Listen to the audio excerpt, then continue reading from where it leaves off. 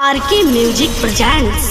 मैया गे मैया की रे ससुराल जाए के बड़ी मन करो है। कहल रे मन नहीं लगो मैया, मौगी के मुहा देखला बड़ी दिन हो गए। अरे बेटा भुलाए जमी रास्तवा हाउ देखल बच्चे में तोर शादी भेलो कहियो गेबो नहीं कली।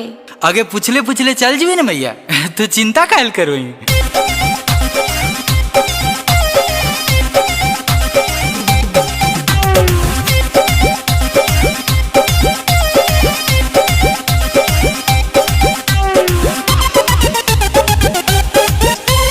अरे यार इतना हड़बड़ में कहाँ जा रहे हो? ससुराल जा रहे हैं, ससुराल जा रहे हैं।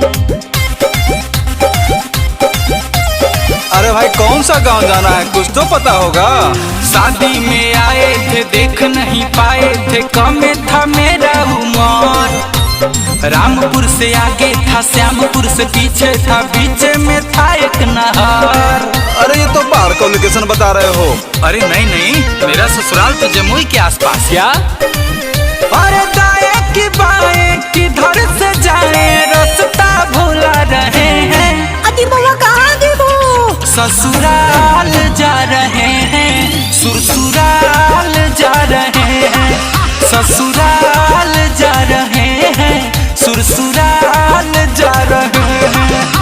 अच्छा तो बक्सावा में लेके कहाँ जा रहे हैं, तनी हम लोग को भी दिखाइएगा क्या?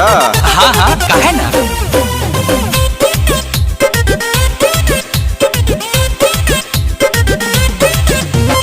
आप लोग से भैया क्या बोले झूठ, बीबी का साड़ी है साली का सूट। लेके न जाएंगे जाएंगे रूट, जाएंगे पक्का विश्वास है या टूट।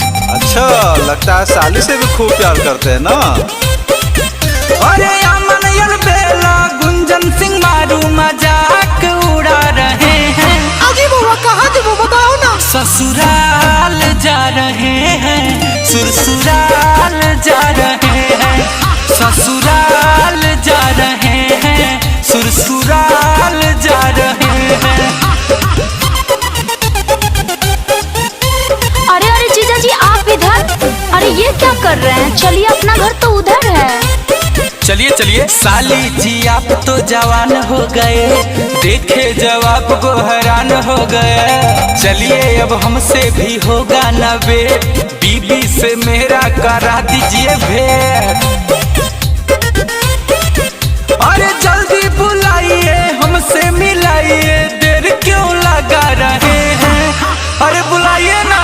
ससुराल आ गए हैं, ससुराल आ गए हैं, ससुराल आ गए हैं, ससुराल